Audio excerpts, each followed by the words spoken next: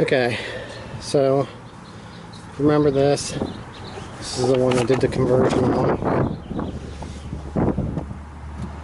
We went from back in February. It's now April. Back in February, we took it for a drive, out for a couple test runs. Tagged her up. Ended up having a boost leak. Found out that the transmission is actually no good. It's just one of those things, you buy a wrecked car and you don't know how it was or whatnot, but it's got a first and a second gear issue when you shift in, on the upshift and the downshift. But anyway, we adjusted the shift linkage and we got it enough that we could actually like tool around with it and just check out some more stuff till we got to that point. And we got the boost fixed, and when it finally boosted, we ended up with this. So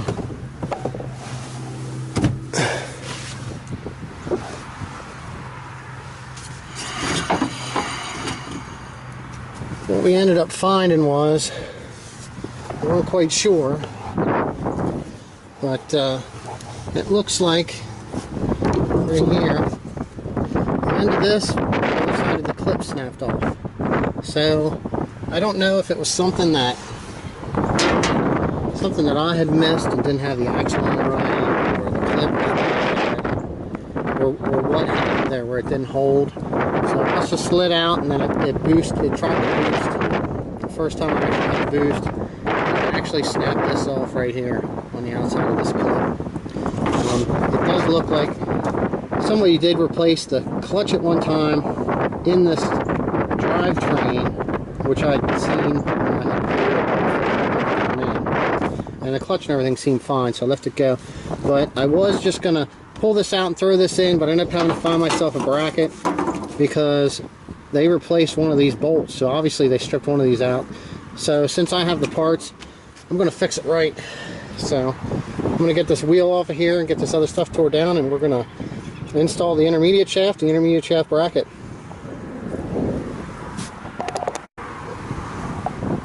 Alright, we got the wheel removed.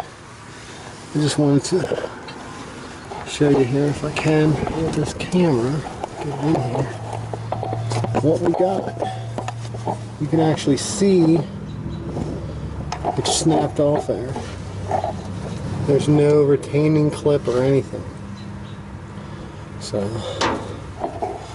it's like I said, it's hard to say. Did I not have it fully engaged? Was the clip bad? Was it already damaged from before? It's too hard to tell, but I think it's kind of unlikely that something like that would have broke. So we'll get that pulled off and get the other one on. Alright.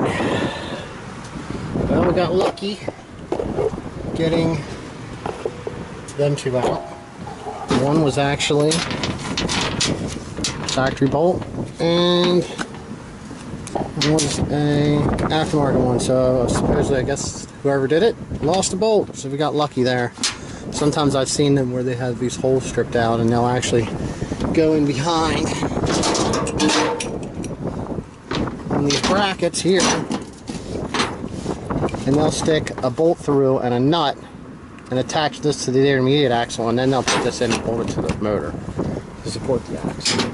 So basically, to get in here, unbolted the axle, unbolted the strut.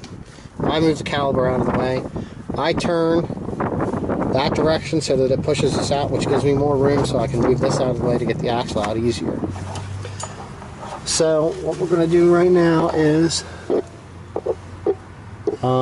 try to get a drain pan underneath that side, get the replacement intermediate axle ready to go in without making too much of a mess.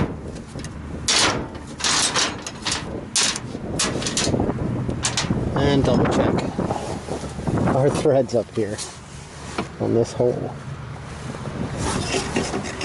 I have to grab a flashlight and check that out. So basically, this is off. All I got to do now is just give it a tug and it'll come out.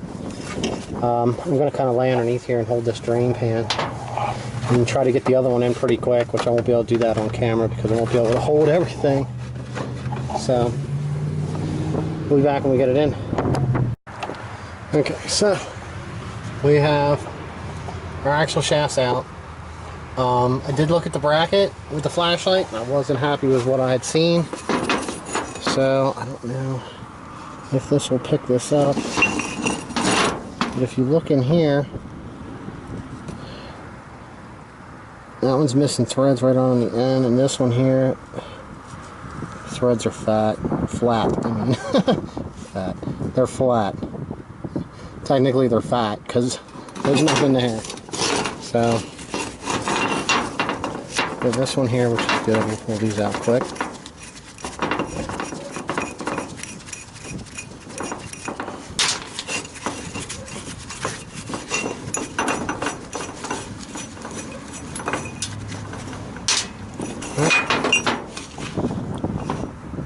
See how that looks? Really nice down in there. Probably makes it worse with the camera. This thing usually makes stuff better. But, yep. No good. No good threads. So we had to change that out. We're going to get that installed, and then we'll get our intermediate axle put back in. But, here you go. Since we're able to pull it out, you can see here what's actually snapped off. This one here has some, it's bent on the back side here a little bit.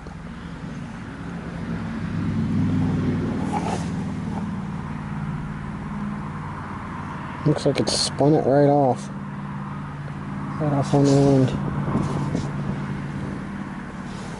Alright, we'll get this sucker back in here. Okay, so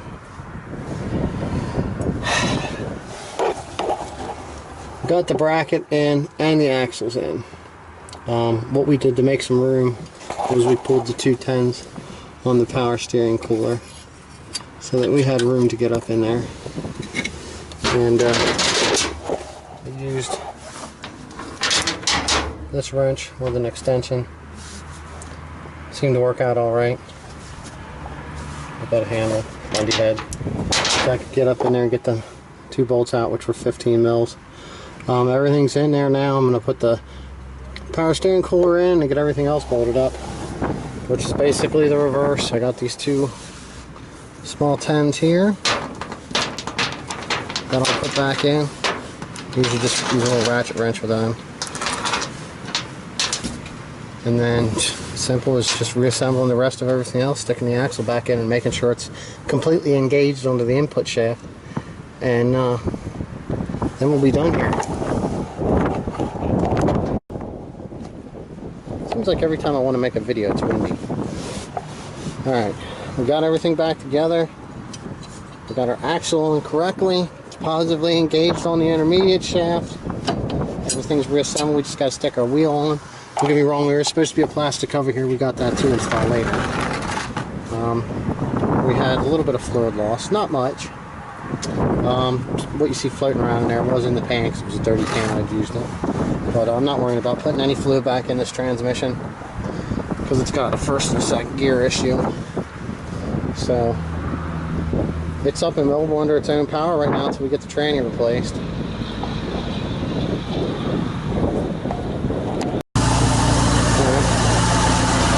Got it all back together.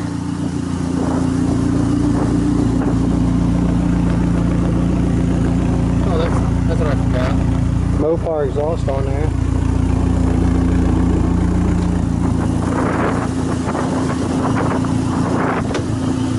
Make sure it does what it's supposed to do when you put it in gear.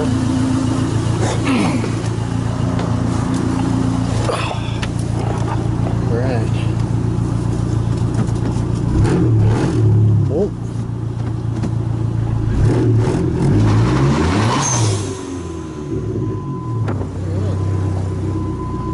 Tire spin. Does what it's supposed to do.